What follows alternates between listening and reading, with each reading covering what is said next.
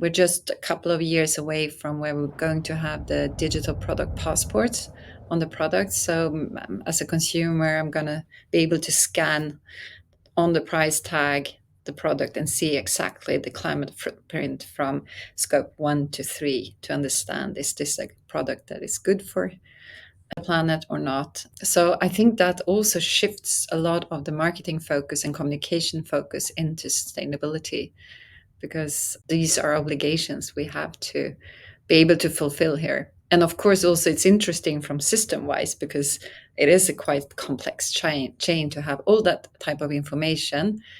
Hi, I'm Cecilia Hjertzell from T.Loop here in Sweden, Stockholm, and you're watching the Data Center Go-to-Market podcast. Welcome, data center friends. I'm Joshua Feinberg, host of the Data Center Go-to-Market podcast, and also from DCSMI, the Data Center Sales and Marketing Institute. And I have a very special guest joining me today. I'm welcoming Cecilia Hjertzell, who is from T.Loop in Stockholm, Sweden. And Cecilia is the Chief Sustainability and Marketing Officer for T.Loop.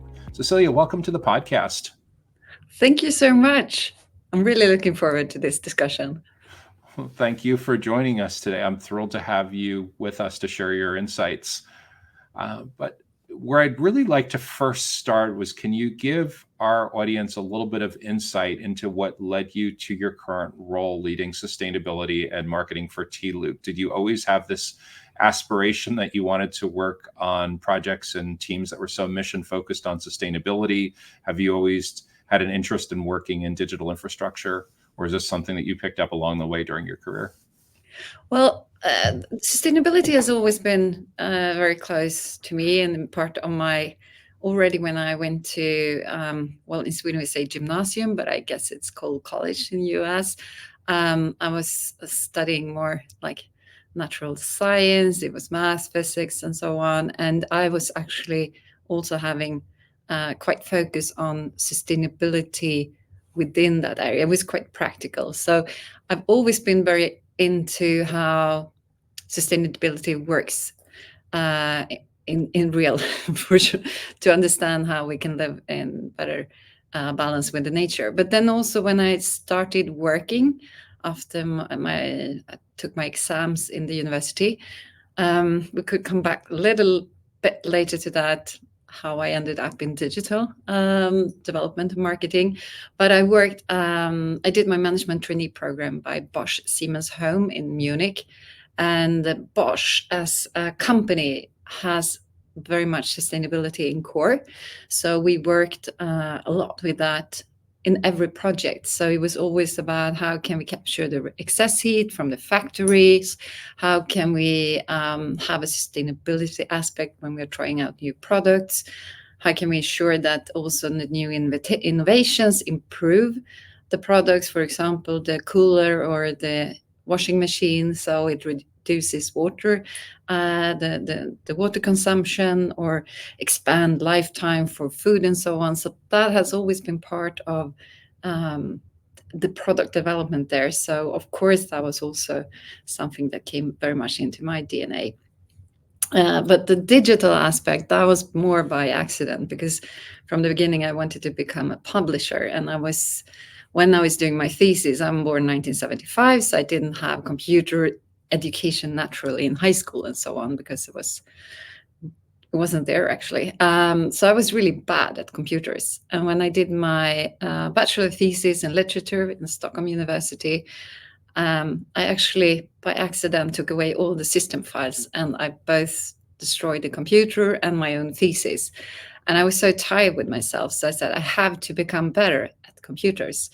But I was so bad, so actually by accident signed myself to computer science course, which was a little bit too advanced for me. So I did 1 year in computer science at Stockholm University. But after that, I've been quite good understanding technology and so on. And that was a little bit what shifted my focus in my career. So after that, I've always been working with digitization. How can we develop new things? I've been in both application development. I've been working a lot with web development, user experience, and things like that for the past 25 years now. So Yes. It seems like that diversity of experiences across humanities, across computer science, across application development, traditional marketing, all of that should make you have superpowers for a company that's relatively small, where you wear a lot of different hats, take on a lot of different roles.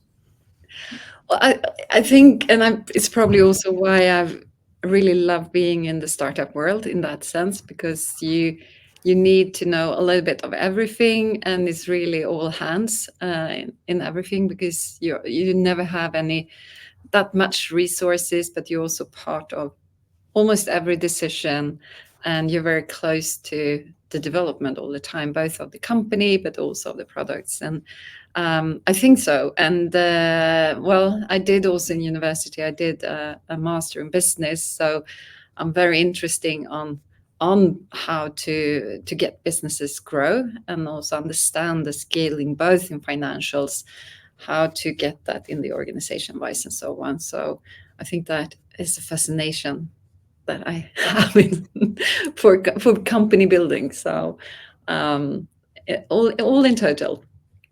And then also the combination of having enterprise experience working for huge companies with thousands of employees compared to startups. Where I see a lot of people struggle in startups is if they've spent most of their career only working with huge companies where they had enormous amounts of internal resources, and the process and the playbook they were working on was on version 37 by the time they got there. There's so much uncertainty with startups. You don't know what you don't know, getting to product market fit, getting to go to market fit, figuring things out, being open to pivots. There's so much to learn at any given time. I think I always, also when I was in these huge enterprises, had a role of the entrepreneur. I was quite often in those projects where we were either developing something new, or we were looking into focusing areas, or I was working with what to come in the next 5 to 10 years. So I always had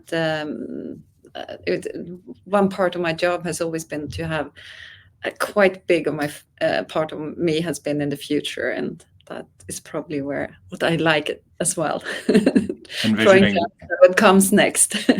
Envisioning the future. Envisioning the future, exactly. So with that in mind, you're at a stage in your career where you're probably in a place where you can start to share your knowledge with a lot of people that are just getting started in kind of a formal or informal mentorship type of role. What advice would you give to someone that is really curious, that they're in gymnasium, they're in university, they're in college, they're trying to figure out what they want to do for their career, and they're looking to get your insights onto what it's like in the data center industry and where the opportunities might be, especially in customer facing roles? What advice would you tell to someone that's a teenager, early 20s, or even a non-traditional student at that stage? I would say use your creativity and imagination, and look at the world as it is today, and try to understand what will be the biggest changes. Because if we look back, like what's been very much focus on for the past 15, 20 years, for example, that has been coding and things like that. And now when we get the superpowers with AI, I mean, those skills won't be the most important to have. So I think in the next coming 15 to 20 years, it's probably humanity that will be the biggest skills, to understand the human powers, to understand how humanity works, and interpret that into AI. So I think the combination on not to look at the world and say, okay, what will AI be able to do much better than I do? And where we have so many doing the same thing is probably the most, where it's repetitive, that would be the easiest, because then we have data. And look at it and said, okay, all the other skills that can't be, that also we as humans must be still contribute to, those would probably be the next superpowers needed. So if I were about to start my career, I would look a little bit like that, and don't listen too much on the teachers, because they don't seem to look at the world in a bigger picture, to be honest. They're a little bit here and now. That's one of the interesting challenges and criticisms and shortcomings that a lot of people are levying at higher education in the United States is you have all of these schools. Obviously, first and foremost, they're worried, in a lot of cases, they're worried about financial struggles that started during the pandemic. But then when a lot of academia looks at AI, the first thing in the world, the first thing that they're worried about is, but what if students use ChatGPT for their homework? Like, okay, so you want them to grow up and go into their first career believing that LLMs and ChatGPT is evil and something to be feared and getting in trouble with. Okay. We actually have, it's not the biggest one, it's probably one of the smallest political parties here in Sweden, but they actually made that as one of their biggest questions also for the election that will be now in 2 years here in Sweden, that forbid AI, forbid the screens in school. And I think that is a little bit reactive to what actually happens now in the world. So I've seen college professors, even some high school teachers, that forbid using Grammarly. I'm like, and I've explained to my kids who are both at that stage where they're going through this, like, do you understand that 10 years ago, we used to have a lot of budget for copy editing? You understand that copy editing has changed. There still is a need for copy editing on really high leverage projects, but the bar has been raised on the level of perfection that people expect now, because Grammarly has been around for 10 or more years and has mainstream adoption. I think that's so true. And just raises the bar. And are you preparing students to be competitive in the workforce? Yeah. Or are you preparing them to go into this using tools from 10 years ago? And I think that existential also, moment. Absolutely, I totally agree. And especially now that we're also in a very complex world, both when it comes to digitization, but also with the climate change and the need of changing the world. Well, the most of the things how we have to change. We have to do things differently going forward. We have to use the resources. We have to come up with new solutions. And I mean, that increases the level of innovation needed in society overall. And I mean, innovation is very close to creativity. And I think it's so sad that we spend so much time trying to learn these repetitive, in that sense, quite easy tasks, instead of focusing on how can we learn our kids to explore the world, to think differently, to think together in a group from a very different, use each other, be diverse in mind. Because if we could give them the superpowers, they would be probably so much better equipped for the future. Yeah, and they're just growing up in such a different world. I'm at the age where I'm still somewhat amazed at what Waze and what Google Maps can do relative to how you used to have to figure out how to get places in an area that you didn't know. I'm still amazed that when I go to look at travel plans, for starters, one, that there hasn't been a need for calling a phone or a travel agent for routine flights in a really long time. But second, that both of those tasks on the mobile app can now tell you the carbon, which has a lower carbon footprint on driving directions and on the flight. It's very similar to 10 or 15 years in the United States, how restaurants and stores started to get a lot more transparent about nutritional information, calories and sugar and carbs and fats and all that other stuff, on the idea that the transparency would help. And especially here in Europe now, since we also have the legal directive from EU, the Corporate Sustainability Reporting Directive, and the Corporate Sustainability Due Diligence Directive, which claims that at least the biggest companies need to have a business plan in line with the Paris climate goal and the commitment. And it's also become, it's now tied to your financial reporting. So in Europe, it's very much shifting, because you have to have those things. We're just a couple of years away from where we're going to have the digital product passports on the products. So as a consumer, I'm going to be able to scan on the price tag the product and see exactly the climate footprint from scope 1 to 3 to understand, is this a product that is good for the planet or not.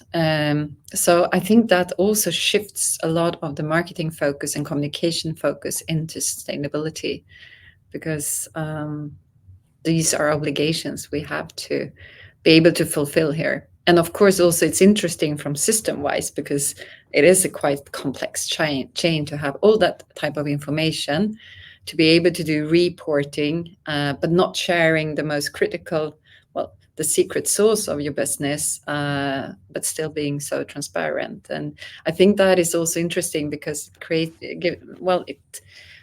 you must have a high level of creativity also now when you design the systems.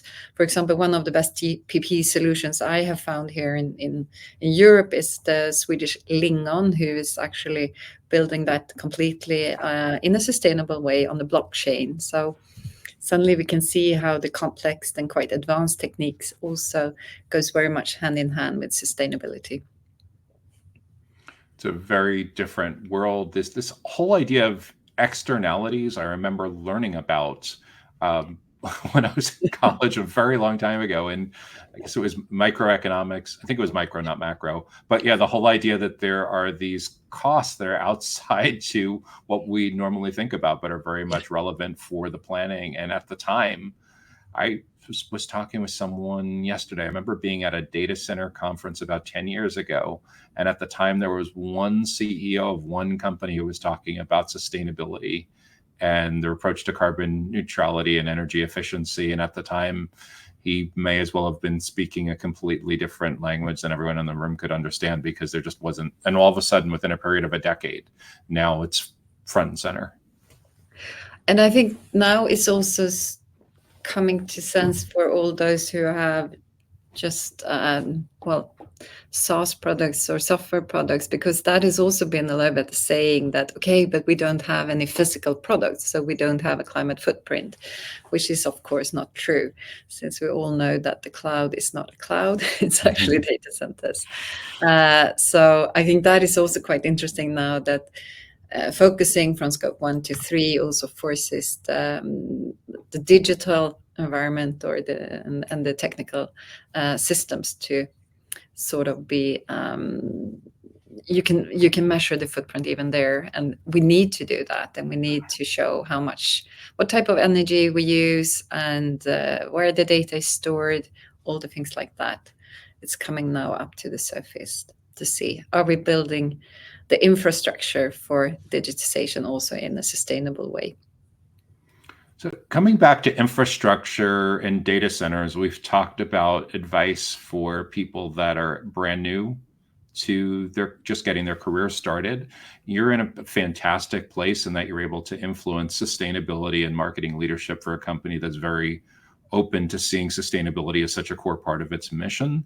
If you were to run into a colleague that you worked with earlier on in your career, maybe 10 or 15 years ago, and they said, Cecilia, I feel like my career is kind of stalled. It's kind of in a rut. It's not what I wanted to accomplish. What advice would you give to that colleague on how to get their career back on track if they're interested in digital infrastructure and data centers? Well, I think there will be a huge need for people who understand both the complexity from a technical point of view, but also understand the sustainable aspects, because this is what the customers demand as well. I can see that especially here when we get proposal, have to make quotes and answer to proposals from customers. Is always a question about, like, what is your footprint? Can you measure that?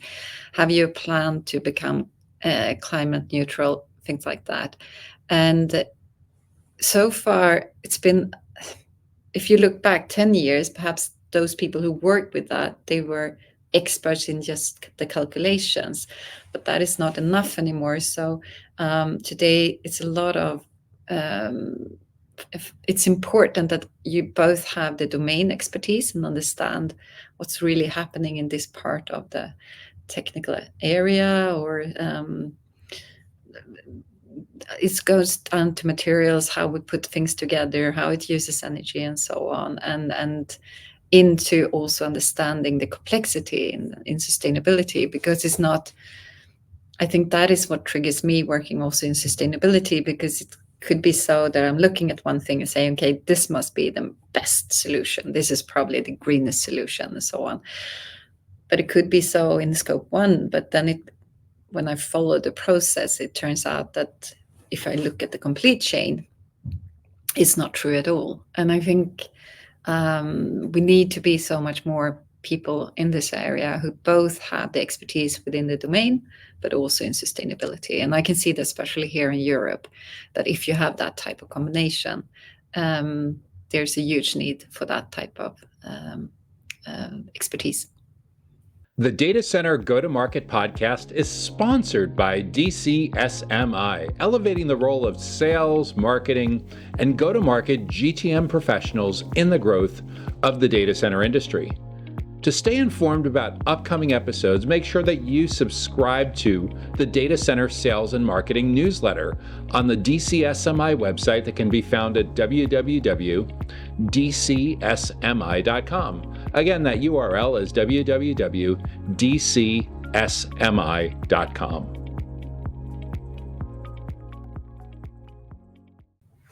How do you learn that expertise? How do you get up to without having the fortune of working in a company that's really on the cutting edge with this? Are there resources, are there courses, are there industry certifications for someone that wants to get better at this?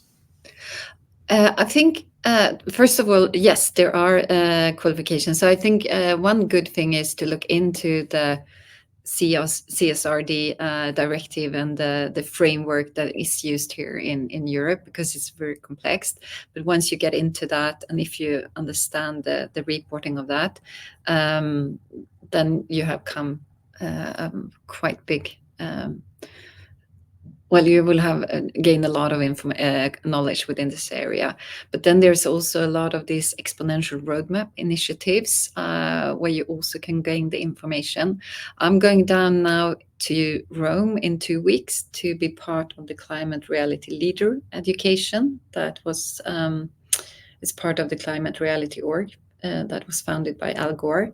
And I'm super impressed with that program as well. So, and I mean, there's so many information both out there in internet. You can join our organizations, and of course also within education. So, but I guess it needs to be.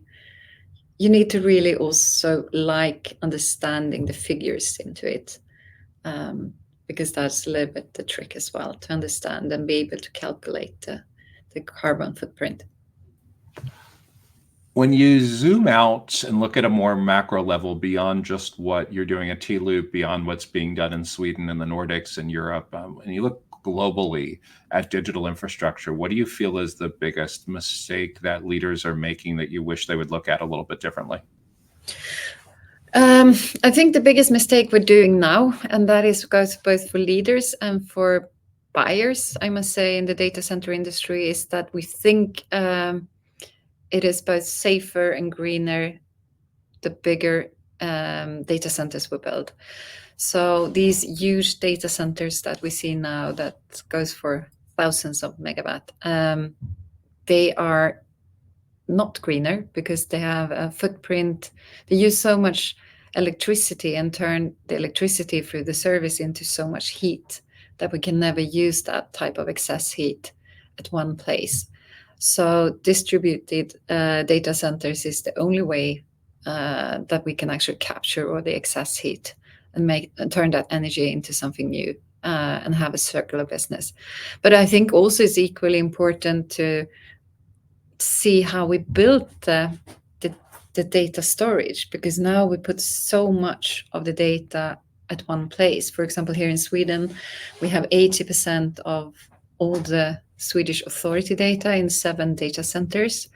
And of course, it's easier to take out 7 data centers than hundreds of data centers. So I would like us to see more that we build data centers like a big network. I mean, the spiders have always been brilliant in building strong networks. And if we can use that and see what nature has built, and use the mesh idea also for data centers and distributed data centers, I think we would be so much better off also from a security level. That's fascinating, because I think there's just so much debate going on right now over the optimal placement of data centers. And at least in the United States, by default, they for years had this idea that there's, in addition to the tiers from Uptime Institute on reliability, they kind of tier the markets, like Northern Virginia, Chicago, Dallas, San Francisco, New York. They have the largest markets, and then the secondary markets and the tertiary markets. And so much of the argument has been around which utility companies have power capacity and concerns around edge. But there's a lot, you're right, there's a lot of debate going on right now as to the optimal placement for sustainability reasons and even for resilience. Yes. And I think especially here in Europe with the war going on in Ukraine, I think that has raised the question. And also it's quite clear, I mean, the Operation Snowflake that took place to rescue the authority data and the administrative data of Ukraine. It was possible to do in Ukraine, but I doubt it would be possible to do that in a country like Sweden, who's been digitalized for ages now, and we have more or less all our authority data is digital. So it would be quite easy in that sense to erase the administration of Sweden if our data centers are hit. And I think we really need to consider, is this the best way of doing it? Putting everything at limited source data centers. And so why it's so important at the leadership level in so many companies to have diversity of thought, because the status quo may not necessarily be what they truly need. And I'm not sure that politicians has the capability to understand these questions as well. It's too complex, and they tend not to have technical expertise that is enough. But I would love if they could listen a little bit to the broader audience on this, and not just to the biggest companies on the market. Yeah, there's even debate in the United States about politicians' capacity to understand how to deal with Facebook and how to deal with TikTok, but that's a whole separate podcast. So think about the tactical roles of what you do leading sustainability and marketing for a company like T.Loop. Do you envision that there's going to be much change in what you do on a day-to-day basis, thinking ahead 2 years out, 5 years out from now? What does the future of leading marketing look like, or sustainability look like in the data center industry 2, 3, 5 years out from now? Yeah, and it might be so that I hurt some feelings now, but I mean, when I don't come from this industry, I've been working in many other industries. But one of the things that struck me when I started was that the most marketing in this industry is done in a quite old-fashioned way. So I think as a small startup, or if you want to be a game changer, it's quite easy to just do things a little bit differently. And it comes to both what type of tools you use, but it also comes to the messages you send out. And I am a firm believer that communication, I mean, that goes both to your heart and to your brain. So I think especially in my role, where both heading up the sustainability and the marketing, that means that we are in an impact business, and we need to change behaviors, and communication is a good tool for doing that. So just by combining educational, but also trying to drive insight on the market and inspire to that, I think that is probably the most important function that marketing within data centers will have going forward. And just by starting talking about data centers, because today, of course, the most of us are not going around thinking about data centers. We just know that everything works. But I think it's important to put the data centers on the map, and also make it real to everyone, to understand what is a data center and what function do we have actually in the infrastructure of the society, which is a rather important one.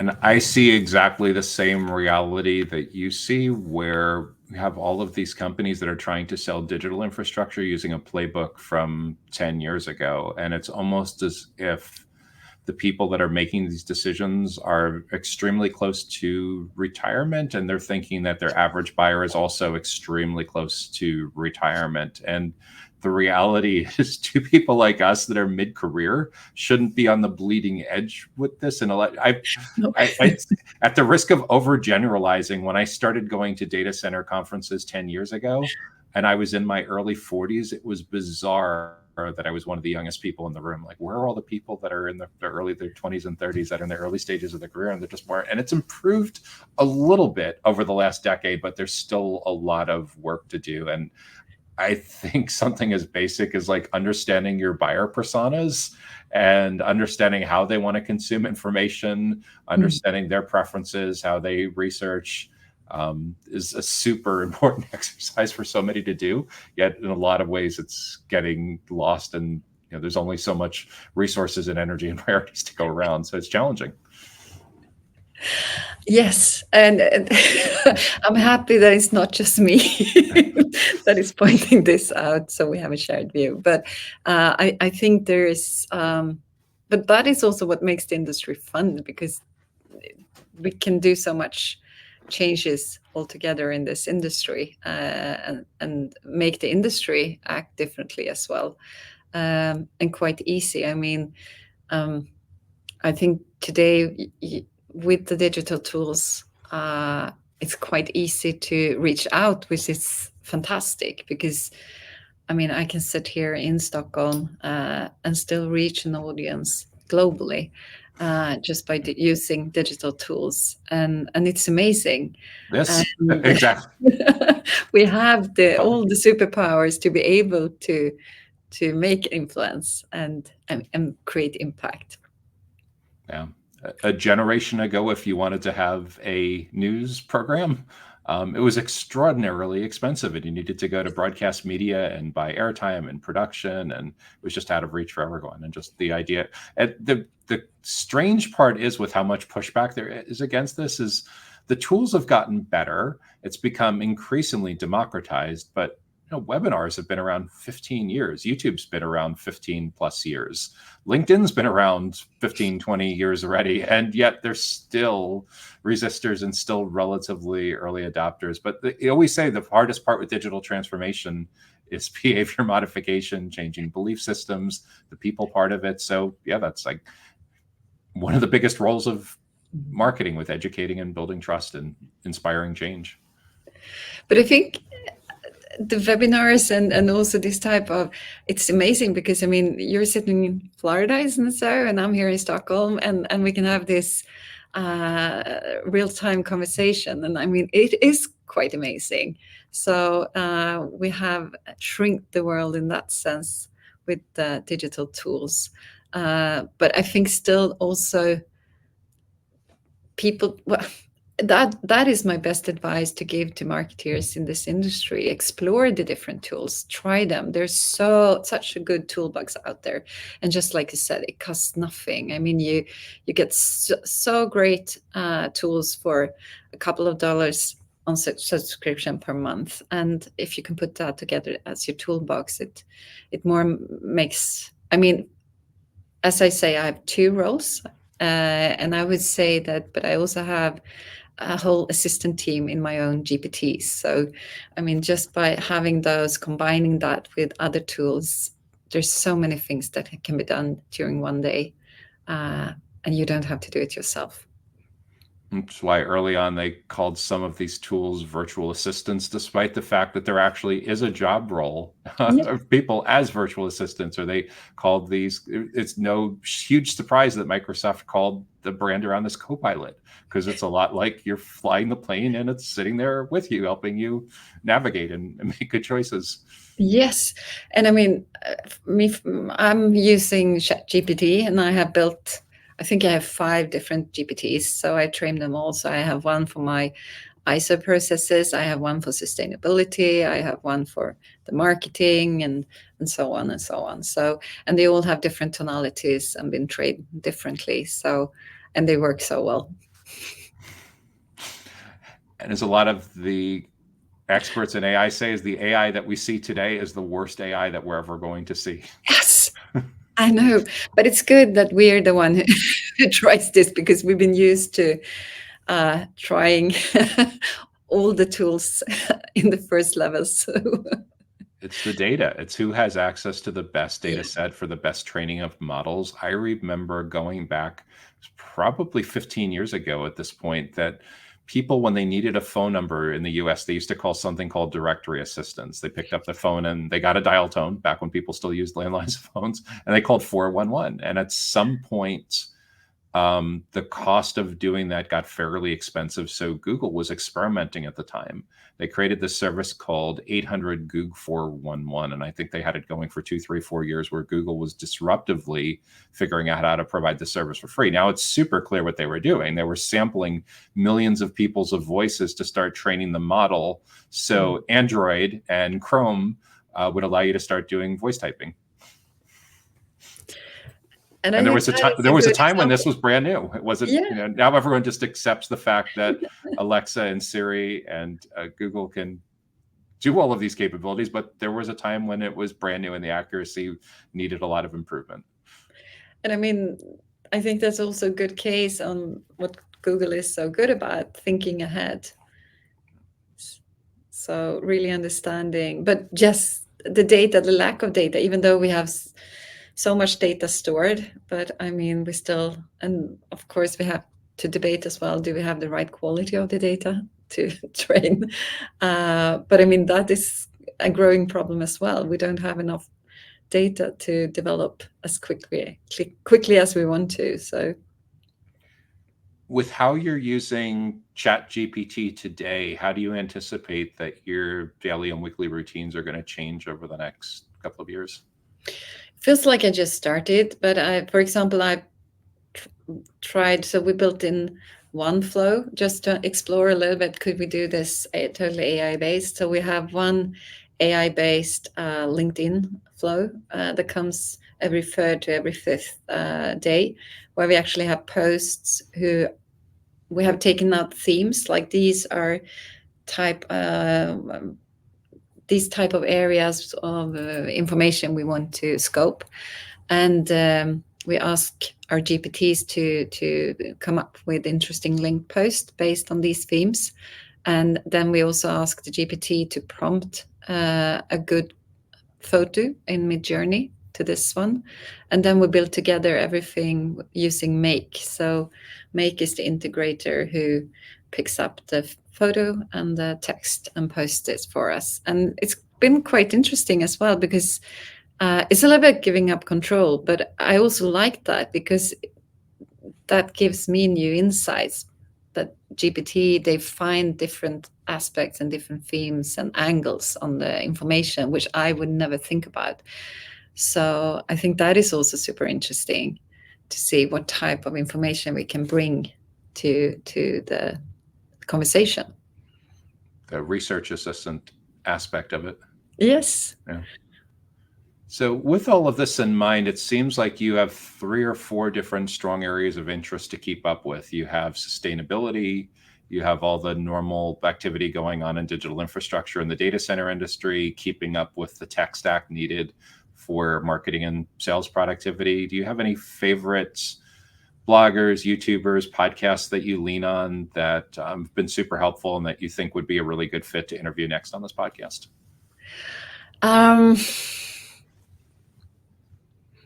I do have a Swedish woman who's been using creativity in the telco area when she was marketing manager.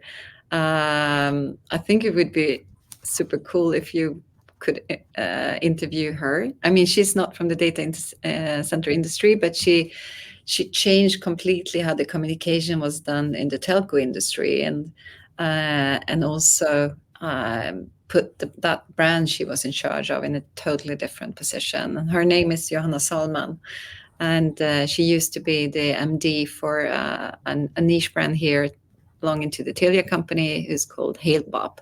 But she did amazing communication and really interacted with the creativity in the society and doing that. So she's a big inspiration to me. That's awesome. Yeah, actually, I consider telecommunications probably a really important first cousin of data centers among technology companies. The reality is, without telecommunications, thered be no way to for the data centers to be online. There'd be no cross connect. There'd be no meet me rooms. There'd be no peering. There'd be no interconnect and exchange that help to drive down costs and improve choice among this. So yeah, telecommunications are super. And then there's really two facets at a high level of telecommunications. I found there's people that specialize in voice, and there's people that specialize in data, and then there's some people that bridge both of those worlds together really well. But yeah, anyone that has any relevant expertise with telecommunications almost certainly will intersect digital infrastructure at some point. Well, she for sure has, and she's also very much knowledge around the customer experience of the telco, like how does the customer process look like, both when it comes to fiber, but also when it comes to voice and so on. So, well, she's a star. I think so many people are underappreciating the importance of customer experience, especially the SaaS world. Software as a service figured this out in the last 3 or 4 or 5 years, is that most people don't want to fill out a form, wait a couple of days to hear from a salesperson to find out what your product does and what your product costs. Mm-hmm. Product-led growth has dramatically changed how so many companies approach this. And I feel like in some ways there's certain pockets of the data center industry that are trying to catch up to the reality of that Gartner stat that 83% of the journey is over before people want to talk to someone in a sales role. And it's only accelerating. The 2 years that everyone spent at home completely changed our desire to be more self-sufficient. And I think that also increased the importance of being relevant and being able to also build brand emotions. So, because if you can't be able to do that in your communication, in your marketing and so on, it's quite hard for us as human beings to connect into something. I mean, that is what actually builds loyalty towards things. So it's really important. And that comes back full circle to the need to understand the humanities and being able to be a good storyteller and being able to hit emotionally resonate as you educate and build trust with the audience. Because in a world where your sales team really doesn't have much of a role that much until the absolute end of the journey, it's the content, the events that serves as a proxy for that. So a lot of companies are being included and excluded, especially ones that don't have big global brand presence, based on how well they do with investments like this. But I think that's so good now in a time where you can be super small and still, be able to reach your audience. But I think that comes back, just like you said, to being relevant. A level playing field. Yes. Yeah. I often wonder why technology companies with massive marketing investments aren't taking 10% of that and having dozens of different niche podcasts and webinars for all of their different buyer personas and all of the different industries, and anyone that's within the company. Like, the reality is, no matter how fantastic a conference session is, there's only a few hundred or a few thousand people in the room, and there's usually 100 times or 1,000 times more people that needed to hear that kinds of content. So it's all distribution. I think I have good tips too, because 20 years ago I was working on web agency. It was really in the early, around 2007, but we were really successful here in Sweden. And we had one rule whenever we did things for the customer, and that was the creative idea. Everything we started with, the solution, the application, and everything, it should think $0 in media budget and media spend. Because if the idea is so good, it can spread organically, then you're probably onto something. So that was more or less the key rule we had. No media budget. And it's a quite good on starting there, because if you see that you have to put massive amount of money to get something out, then the idea is probably quite lousy to begin with.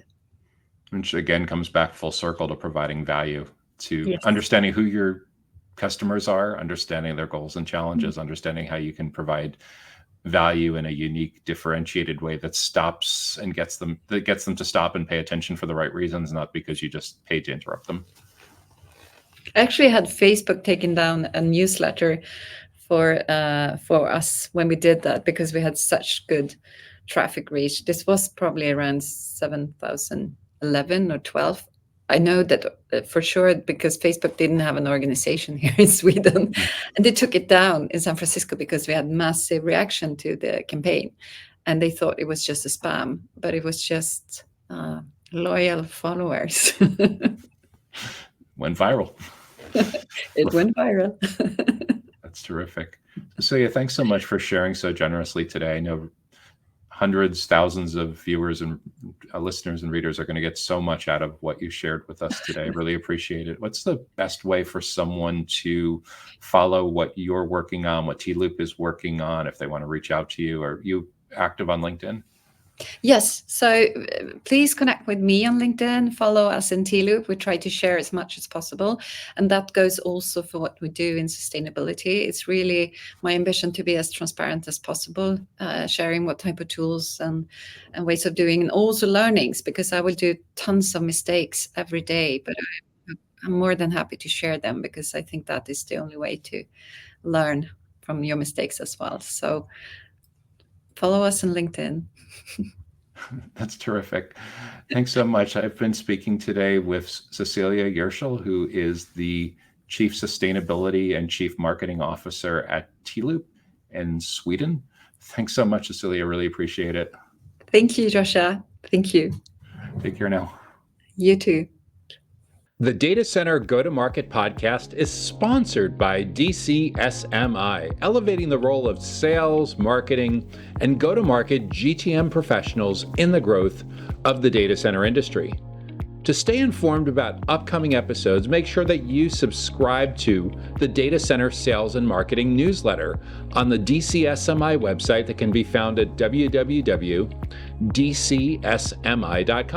Again, that URL is www.dcsmi.com.